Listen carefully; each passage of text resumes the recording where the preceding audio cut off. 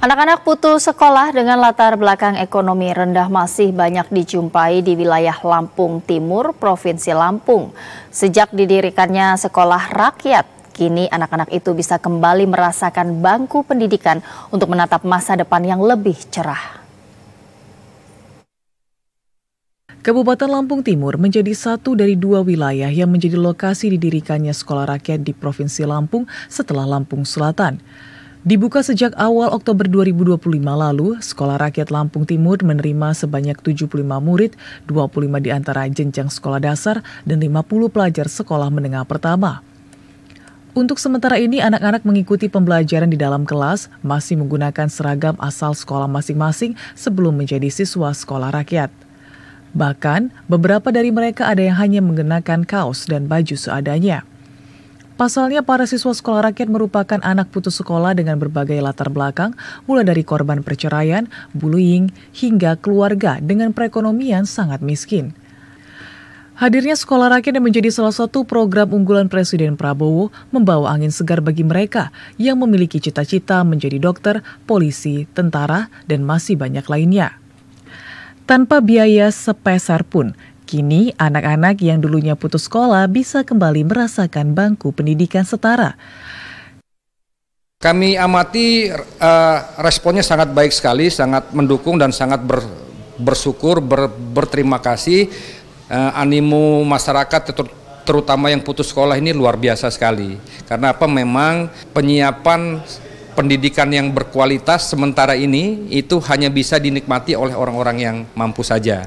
Nah, dengan adanya sekolah rakyat ini, sekolah yang berkualitas yang disiapkan oleh pemerintah pusat melalui Kementerian Sosial, dan ini memang diprioritaskan untuk anak-anak yang miskin, terutama yang putus sekolah, ini mampu juga dinikmati oleh orang-orang yang tidak mampu, Mas. Selain dididik sesuai kurikulum pendidikan, di asrama mereka juga diberikan bekal ilmu agama, kedisiplinan, hingga keterampilan di bidang seni, budaya, maupun olahraga. Soundbite, setelah mengikuti sekolah rakyat, para siswa diharapkan dapat menjadi pribadi yang lebih baik untuk masa depan bangsa dan negara menuju Indonesia Emas 2045. M. Hanaim, TVRI Lampung, melaporkan. Kabupaten Sumbawa, Nusa Tenggara Barat mendapatkan tambahan 32 satuan pelayanan pemenuhan gizi untuk wilayah daerah tertinggal, terdepan, dan terluar. SPPG ini tersebar di 16 kecamatan dan disesuaikan dengan jarak tempuh. Saat ini di Sumbawa baru terdapat 10 satuan pelayanan pemenuhan gizi (SPPG) yang beroperasi dengan cakupan pelayanan sekitar 33.291 orang. Sementara sisanya yang belum terlayani berjumlah 185.900 orang, khususnya yang berdomisili di wilayah tertinggal, terdepan, dan terluar atau 3T.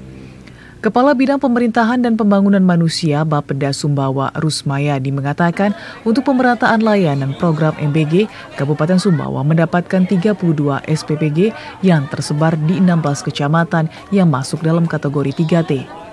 16 kecamatan itu diantaranya Kecamatan Lunyuk, Alas, Batulante, Moyo Hilir, Moyo Hulu, Lape, Plampang, Labuhan Badas, Labangka, Unter Iwes, Moyo Utara, Tarano, Moronge, Orong Telu, Lenang Nguar, dan Ropang. 32 SPPG wilayah 3T untuk melayani sekitar 10.939 penerima manfaat di 16 kecamatan. Bapeda Sumbawa sudah mengajukan dan sedang menunggu keputusan Kepala Badan Gizi Nasional BGN untuk tambahan SPPG pengajuan mandiri. Pembangunan SPPG ini dapat dilakukan dengan cara mitra BGN seperti yayasan, perusahaan, atau investor. Dari 32 yang kita usulkan, ternyata 32 itu akan siap menjadi lokasi itu 3T. Jadi 3T ini sudah ada proses pembangunan yang dilakukan oleh BGN melalui investor, sehingga bisa memperluas jaringan terhadap penerima manfaat.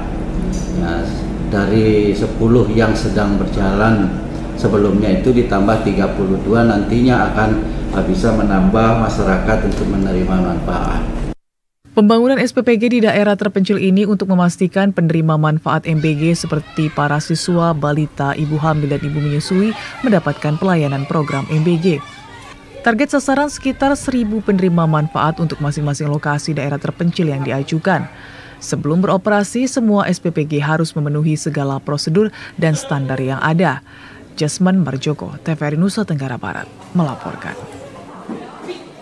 Pemerintah daerah berharap koperasi Desa Merah Putih di wilayah Sigi, Sulawesi Tengah dapat menjadi kunci utama kesejahteraan petani Sigi.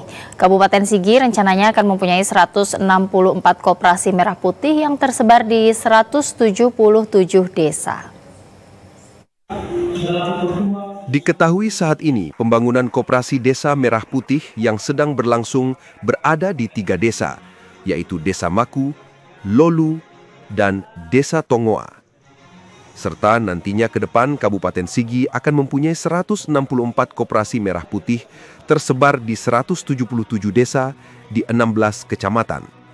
Dan juga Pemda Sigi mengimbau kepada seluruh kepala desa agar segera mempunyai kantor hingga gudang di lokasi yang telah ditetapkan setiap desa, di mana untuk anggaran akan diturunkan langsung oleh pusat.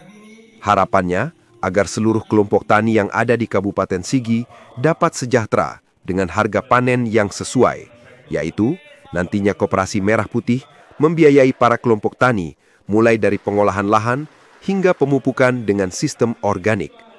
Melalui kredit yang dikeluarkan oleh Bank Himbara, setelah itu hasil panennya akan dibeli untuk dijual kembali kepada SPPG yang ada di wilayah Sigi, dengan targetnya bahan baku dalam MBG di Sigi menggunakan bahan makanan organik dan bukan dari sistem pemupukan pestisida. Jadi dengan koperasi merah putih, terus dengan berbasis organik, maka insya Allah ini akan memberi arti nilai dan akan menjadi kemandirian buat petani. Maka Bapak bayangkan kalau dengan organik, terus kita berikan usapan makanan itu kepada para anak didik kita, dari SD, SMP, bahkan dari TK sampai SMA, maka kita berikan tambahan makanan yang sangat bergizi karena dia organik, tidak pestisida. Dan juga, para kepala desa dihimbau agar Koperasi Merah Putih di setiap desa memiliki lahan seluas 1.000 meter persegi di tempat strategis. Nantinya, anggaran akan diturunkan melalui pihak terkait yang di dalamnya sudah include bangunan kantor serta gudang.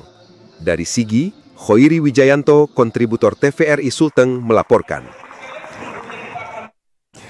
Pemerintah Provinsi Kalimantan Barat mendukung percepatan pendataan lahan dalam rangka pembangunan fisik gerai, pergudangan, serta kelengkapan koperasi desa Kelurahan Merah Putih.